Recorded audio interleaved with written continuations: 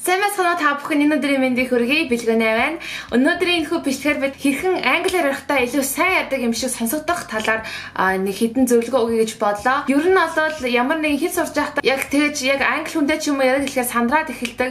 Тийм үед үгээ мартаад бүр ярьж чадхаа байждаг. Тийм үед хэрхэн тэр байдлаас гарах вэ гэдэг талаар мөн бас дээрэс нь аюу муу ярьдаг байсан ч гэсэн англиар ярьж чаддаг юм шиг сонсогдох талаар та бүхэндээ хуваалцъя гэж бодлоо. Энэ нь болохоор сул үгийн талаар бичлэг байгаа. Ямар нэгэн хэлэнд заавал сул үг байдаг. Өдөр тутмын яриандаа ч гэсэн залуучууд сул үг маш их хэрэглэж ярьдаг. Хэрхэн эдгээр сул үгүүдийг хэрэглэж илүү сайн ярьдаг юм шиг сонсогдох тухай хэдэн зөвлөгөө өгье. Сонирхолтой санагдж байвал дуусна зэрэг. Англи хэлэнд болохоор сул үгийг filler words буюу discourse markers гэж нэрлэгддэг. Эдгээр сул үгүүдийг яагаад англиар ярьдаг хүмүүс хэрэглэдэг бэ гэх юм бол хамгийн түрүүнд болохоор үгээ мартсан үедээ хэрэгэлдэг.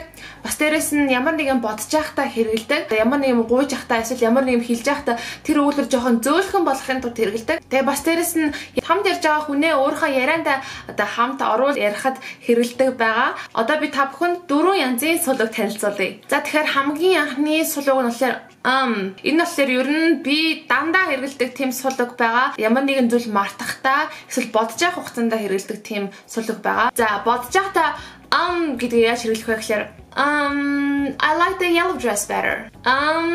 No. Yeah, okay, I guess. It's low fat. Ямар нэгэн юмны тухай ярьж чадахгүй тэрнийхээ тухай бодох хэрэгтэй болоод эсвэл ямар нэгэн хичээл ч юм уу ямар нэгэн шалгалтын дээр байх юм бол энэ аюу хэрэгтэй үг. Өөр гадаад хүмүүс гэдгийг ямар их хэрэглэдэг харуулъя. Certainly, I think we're all aware that a prime minister, robust, instant, and are troubling that I get out there.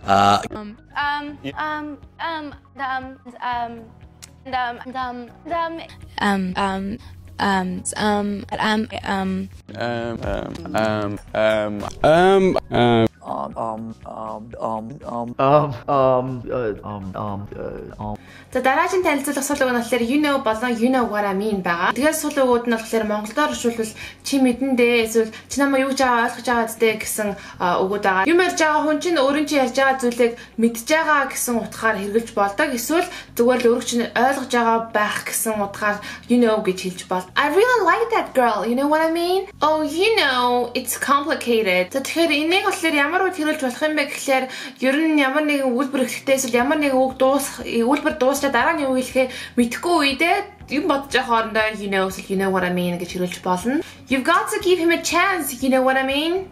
She is a bit stuck up. You know what I mean? You know what I mean? You know what I mean? You know what I mean? You know what I mean? You know what I mean? You know what I mean? You know what I mean? You know what I mean? You know what? Oh, I love you. You know what I'm saying? You know what I'm saying? You know what I'm saying? Oh, you do? You know what I'm saying? You know what I'm saying? You know what I'm saying? You know what I'm saying? I know what you're saying. You know what I'm saying? I know what you're saying. You know what I'm saying? Yeah. You know what I'm saying? Yes. За тэгэхээр дараагийн танилцуулах үг нь болохоор literally гэдэг үг байгаа. Сүүлийн хэдэн жил болохоор англиар ярьдаг хүмүүсүүд энэ үгийг айгүй хэрэглэдэг болсон.